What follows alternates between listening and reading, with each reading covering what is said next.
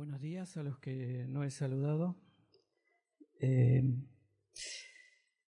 hombre propone y Dios dispone.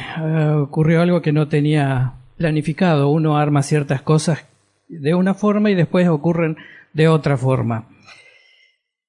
Acá, cuando llegué hablé con Carlos y le dije, mira, ¿qué es lo que voy a leer? Obviamente la Biblia, pero no es mi versión favorita. Porque la mía normalmente leo la 60. Simplemente la que está, la grande, porque tiene letra grande. Y tengo una versión en casa que es letra gigante, creo que se llama. Sí, gigante.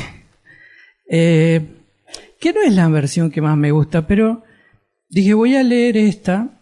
Uno, porque tiene letra grande, y otro, porque la otra versión que a mí me gusta, en el cañón o en la computadora, no está. El programa no anda, no sé, tuvieron que reemplazarlo y bueno. La versión que voy a leer es la NBI.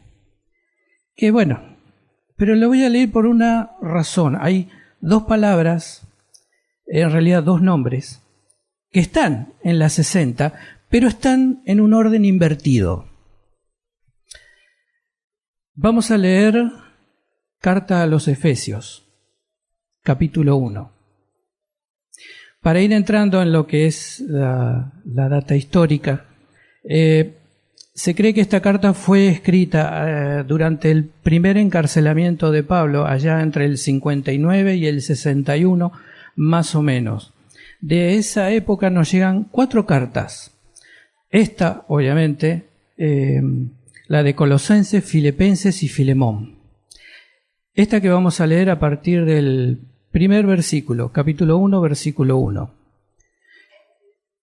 Pablo, apóstol de Cristo Jesús, por voluntad de Dios, a los santos y fieles en Cristo Jesús que están en Éfeso.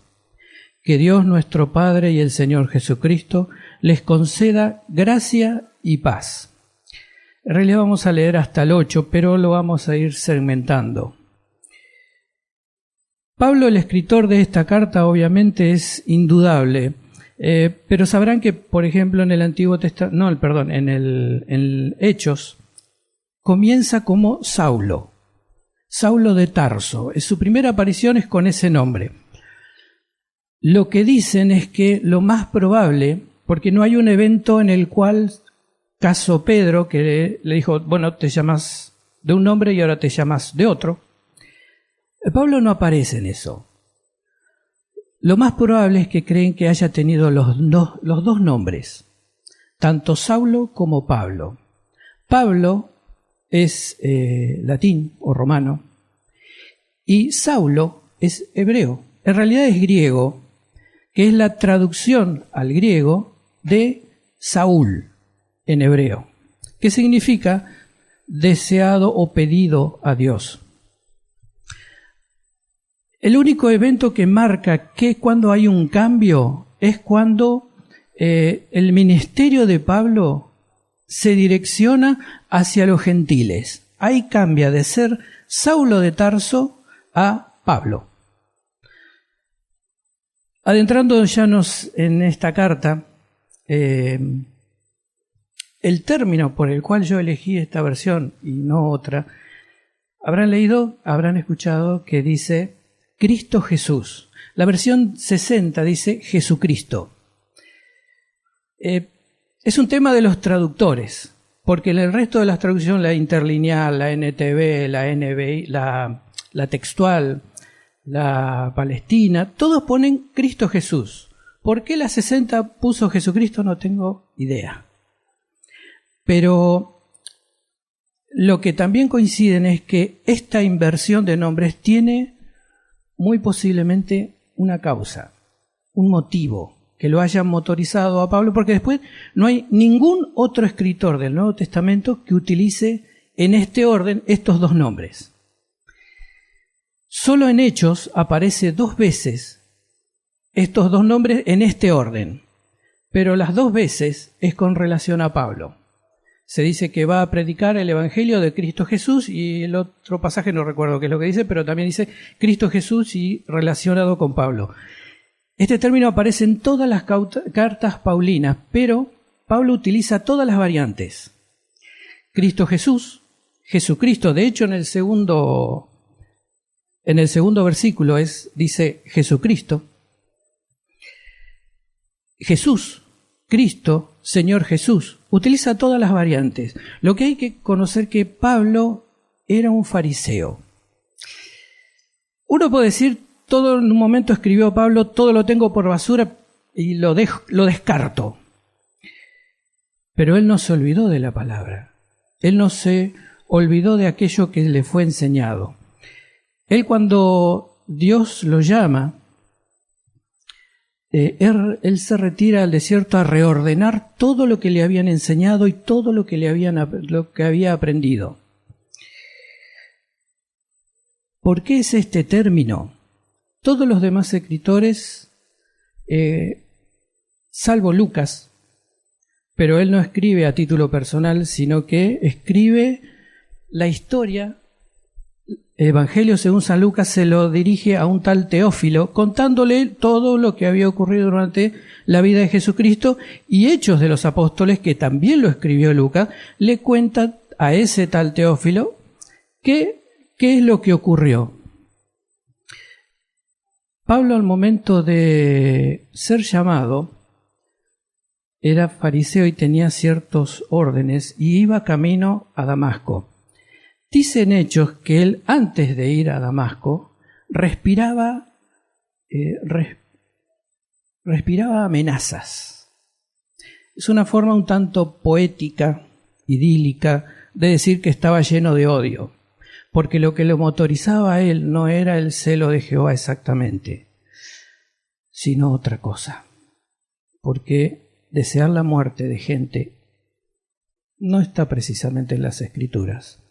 Sin embargo, él lo motorizaba y él se encuentra, a diferencia de los otros escritores, Mateo, Marcos, Juan, Pedro, conocieron a Jesús, el hombre, la persona, aquel que caminó, que comió, que bebió, que predicó, que habló, que se alegró, que lloró, que se amargó, tal vez se entristeció. Conoció a la persona, al individuo. Otros lo conocieron quizá pocos meses, otros años, otros mucho más tiempo. Pero Pablo no. Pablo, su primer encuentro con Jesús es camino a Damasco. Y camino a Damasco es echado, no se sabe de qué, de un caballo, del zapato, no se sabe qué. Pero la voz del Señor le dice: Saulo, ¿por qué me persigues? Señor, ¿quién eres? Soy Jesús, al que tú persigues. Y ahí continúa la historia. Su primer encuentro fue con la segunda persona de la Trinidad, ya entronizado.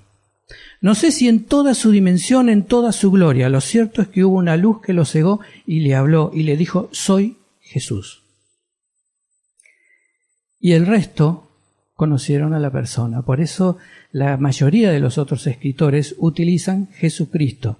Conocieron a Jesús en su forma humana, por así decirlo, de igual a igual, que tal vez hayan sido retados, adoctrinados, enseñados, mimados por la persona de Jesús, cosa que Pablo hasta ese momento no había vivido. El versículo 3, alabado sea Dios, Padre de nuestro Señor Jesucristo, que nos ha bendecido en las regiones celestiales con toda bendición espiritual en Cristo. La primera palabra, alabado, en la 60 dice bendecido. Y esa palabra se repite 3 veces con distintas conjugaciones. Tienen el mismo origen en griego, pero tienen distintas aplicaciones. La primera particularmente, las otras tienen similares. La segunda que dice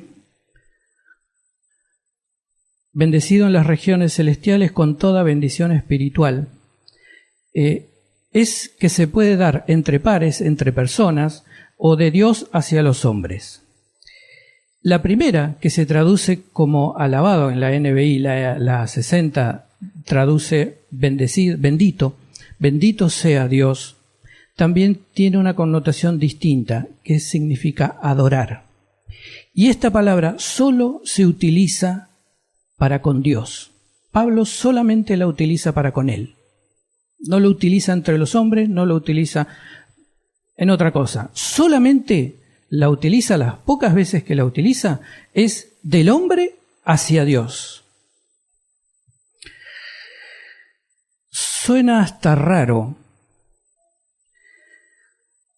Bendecido, que nos ha bendecido en las regiones celestiales con toda bendición espiritual en Cristo. Suena hasta raro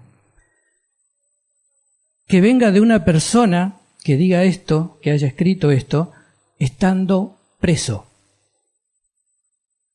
O sea, privado de la libertad y no poco tiempo. Tuvo 3 años, no se sabe bien en qué fecha aproximada escribió esta carta, pero estaba preso y no... Estar preso no es algo deseable para otra persona.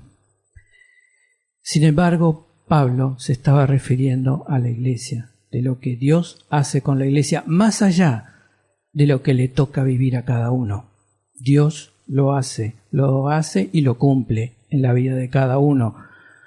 En nuestra parte nos toca vivirlas. Los siguientes versículos dicen: Dios nos escogió en el antes de la creación del mundo para que seamos santos y sin mancha delante de Él. En amor nos predestinó para ser adoptados como hijos suyos por medio de Jesucristo, según el buen propósito de su voluntad, para alabanza de su gloriosa gracia que nos concedió en su amado. Predestinación o elección, doctrina de la elección o doctrina de la predestinación absoluta.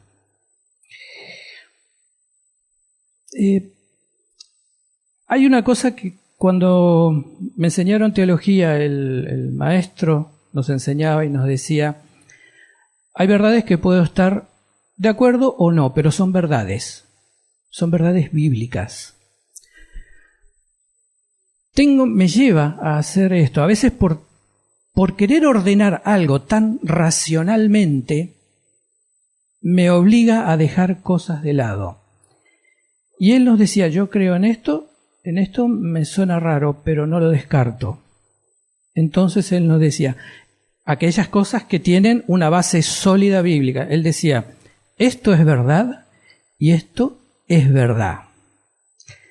Racionalmente son incompatibles, pero si Dios las puso en su escritura, espiritualmente, de alguna forma, es compatible, solo que el Espíritu Santo todavía no me las reveló. Estaba hablando de la predestinación y recuerdo que a veces el absolutismo de blanco o negro, de que las cosas tienen que ser de una forma u otra. En el seminario yo había una compañera en el grupo que tenía la Biblia personal y la Biblia que le había regalado su abuelo.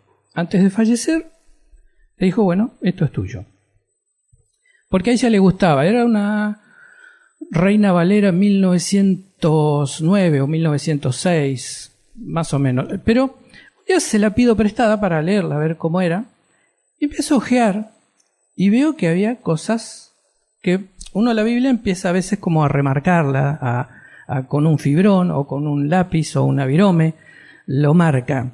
Pero este tenía una cosa extraña. Era un recuadro y cruz. Yo le decía: qué forma rara que tuvo tu abuelo de marcar la Biblia. Me dijo: no. O sí. Solo que esto él no lo cree, entonces por eso lo marca y no lo lee. Pero le dije: pero este es la palabra de Dios. Qué sé yo, era mi abuelo. No porque yo racionalmente no lo comprenda, lo tenga que descartar.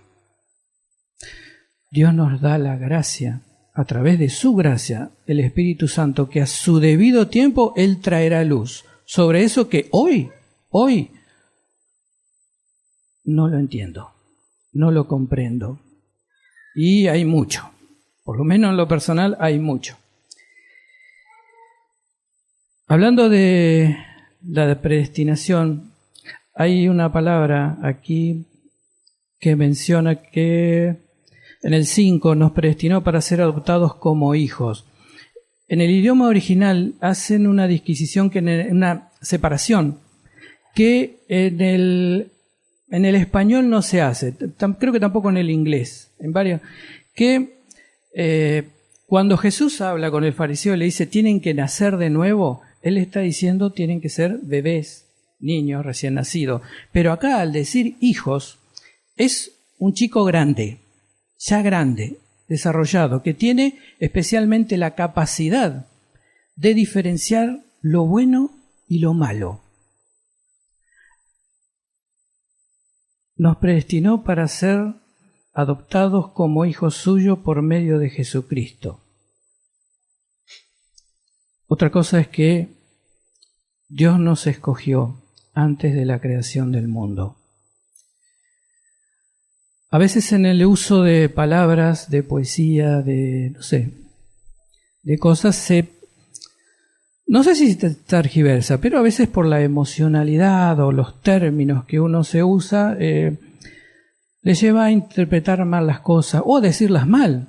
Yo recuerdo un pastor que vivía en Quilmes, se puso a orar por los enfermos. Y empezó a orar y empezó a levantar temperatura y oraba, y Señor, bendice esto, ¿no? Y llegó esta hermana que tiene cáncer, Señor, bendice el cáncer. Y nos quedamos mirando, ¿qué pasó acá? Bendice esta enfermedad. ¿Cómo es eso?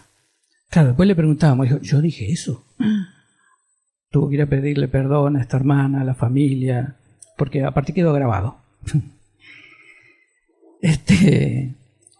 Pero Dios, el hombre tiende a programar cosas sobre la marcha o a modificarlas.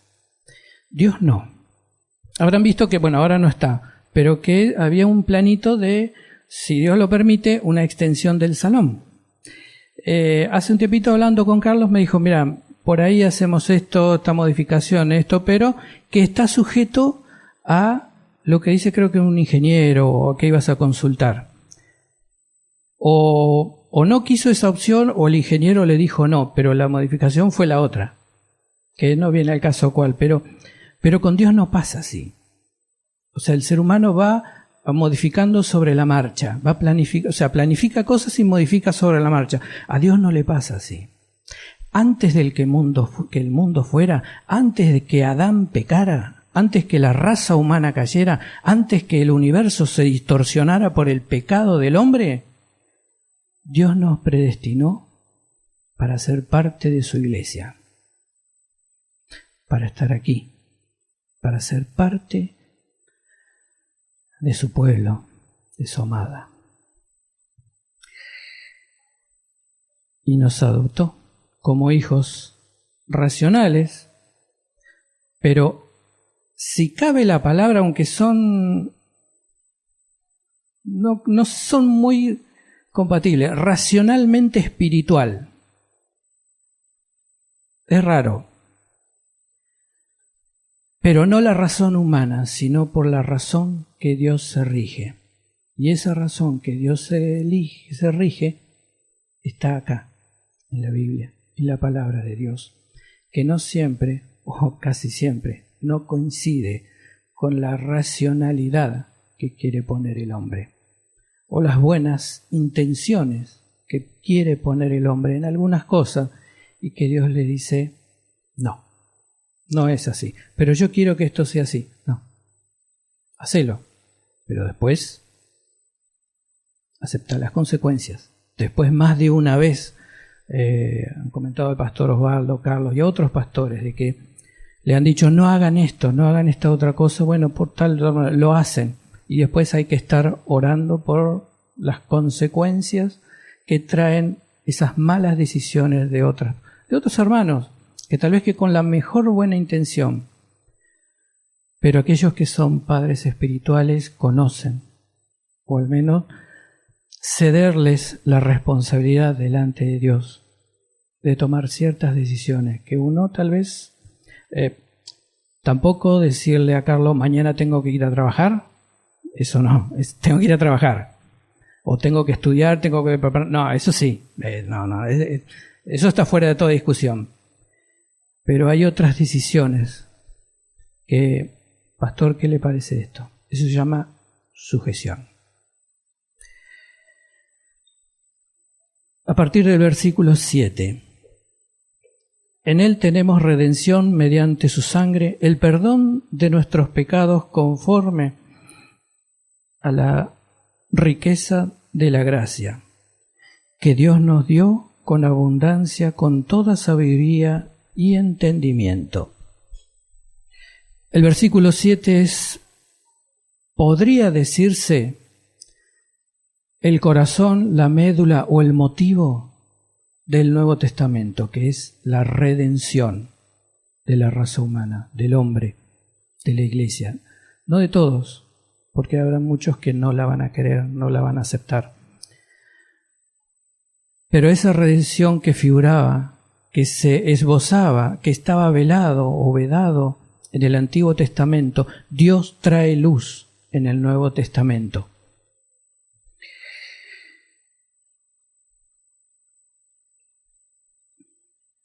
En Él tenemos redención mediante su sangre y el perdón de nuestros pecados.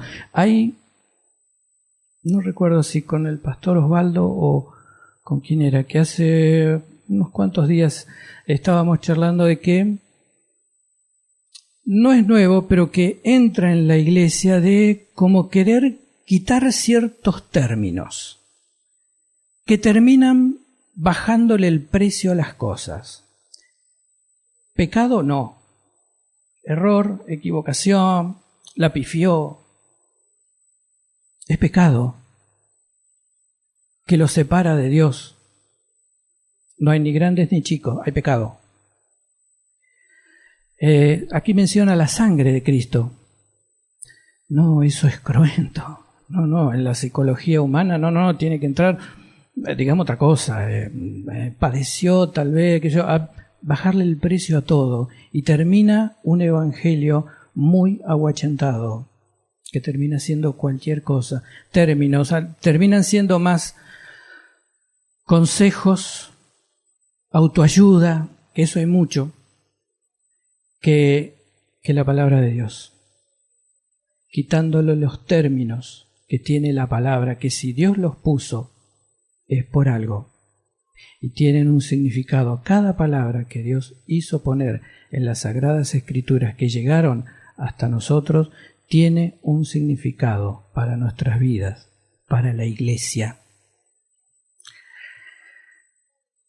Volviendo a los primeros versículos de cuando su encuentro de Pablo, Jesús, Dios, le dice, ¿por qué me persigues?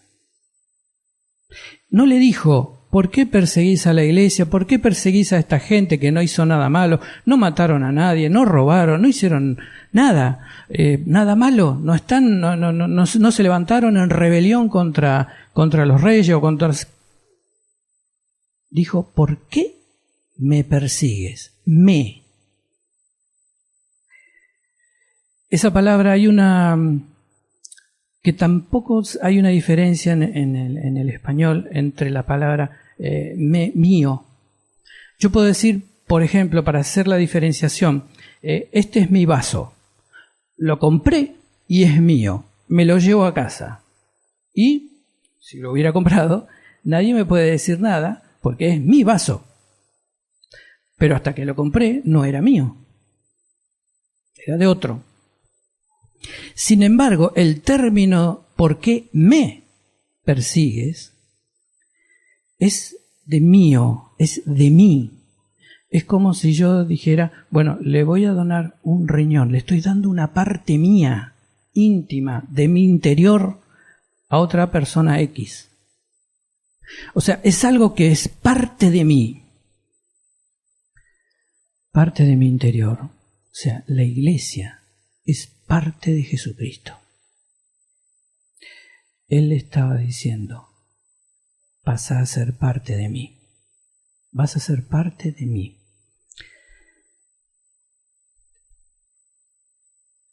en los pasajes que dice, este es mi amado. Acá leímos en una parte que habla en el amado. Ahora esto con la de la NBI que en el 6. Para alabanza de su gloriosa gracia que nos concedió en su amado. Se está refiriendo a Cristo, a Jesús, en su amado. En los evangelios, cuando habla el Padre, cuando le dice, este es mi Hijo amado, a él escuchad. Ese mí también es el mismo mí que dije anterior. Este es mi Hijo amado. La Iglesia es parte de Cristo. Cuando uno tiene a Cristo en el corazón, pasa a ser parte de Cristo. No es que Cristo pasa a ser parte mía. Yo pertenezco a Cristo, soy. Y no se detiene en eso, sino que hay una parte que dice, este es mi Hijo amado, en Él tengo complacencia, en Él tengo mi felicidad, mi alegría, mi gozo. Póngale la palabra que quiera, que son las variantes que pueden ubicarse, y creo que hay más.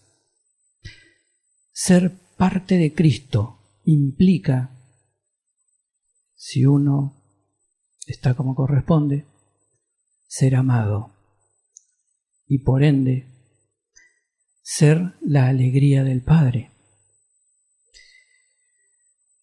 Pero, como decíamos antes, el grado de luz que uno recibe, que lo trae solamente el Espíritu Santo, que un grado de luz que en el Antiguo Testamento no lo hubo. Hubieron gente que sí, que tuvieron el Espíritu Santo, pero casos puntuales que Dios los utilizó para determinadas cosas. Sin embargo, Él prometió una de las promesas. La principal es la redención. La otra importante es la promesa del Espíritu Santo para su iglesia. Todo esto fue a través de la cruz, un sacrificio cruento, del cual no hay que olvidarse. Para poder tener esa entrada, para poder tener el Espíritu Santo y que a través de ese Espíritu Santo tener la revelación de la palabra de Dios, poder tener claridad en distintas cosas y si no, como dice la Escritura, que si mal lo recuerdo es por María, no conocía, había cosas que pasaban pero no las desechaba, las guardaba en su corazón. Bueno, esto no lo entiendo, no lo comprendo. No sé cómo se armoniza con todo lo demás, pero está acá, es parte de la palabra, es parte de Dios y bueno, lo guardo. En su momento el Espíritu Santo va a traer luz, va a traer revelación, va a traer claridad en eso que yo quiero saber. Ahora, eso también implica responsabilidad.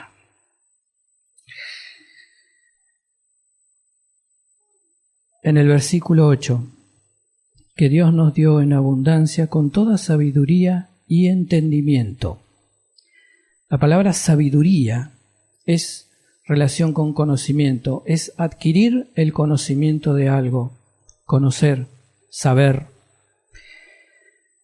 Entendimiento, o lo que aquí se traduce como entendimiento, es la aplicación de esa sabiduría. Supe una vez que hubo un inglés que recibió una herencia que en realidad creo que un tío le hereda la dieta o dinero para que él mientras estudiara el dinero le llegara. Y era un dinero que le permitía vivir, digamos, cómodamente. Ahora, no sé si cometieron un error o qué, cómo fue la cosa, pero sí se avivó de eso y dijo, mientras estudie voy a seguir recibiendo plata. Se pasó toda su vida estudiando. Tuvo todo tipo de títulos, médico, abogado y otros tipos de títulos importantes, pero jamás utilizó ninguno, jamás ejerció nada. Hasta el día de su muerte. Siguió viviendo de aquello que heredaba. Y acá lo deja bien escrito. Lo que nosotros conocemos, lo que nosotros sabemos, a mayor grado de luz, incluye mayor grado de responsabilidad dentro de cada uno de los creyentes, de la iglesia.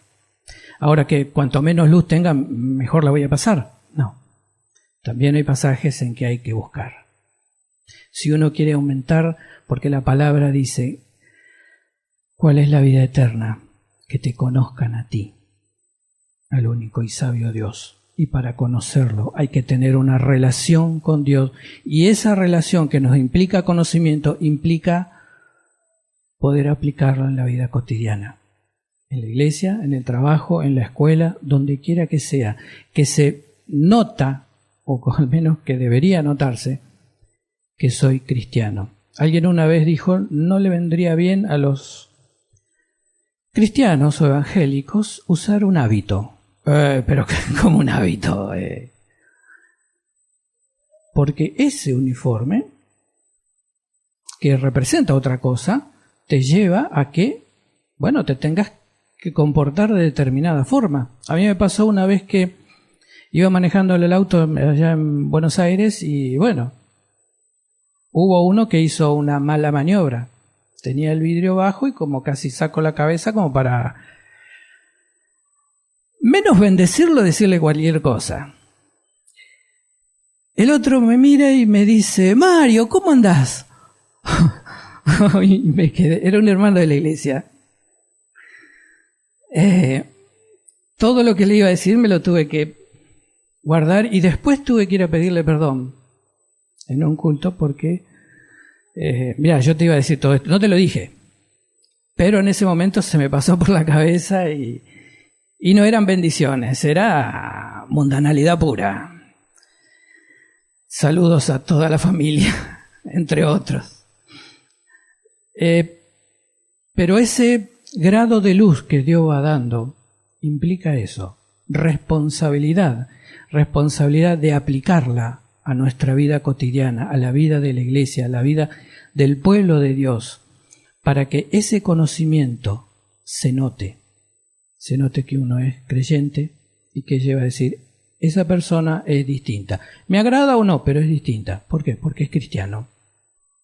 Y si querés algo, arrímate, pregúntale o habla con él, porque es distinto. Y si uno pasa por ahí y no hay diferencia entre un mundano y un cristiano, y bueno, algo estoy haciendo mal. Y bastante mal. Porque no notan la diferencia. Porque no hago que la diferencia se note, que Cristo, si está en mi corazón, se note.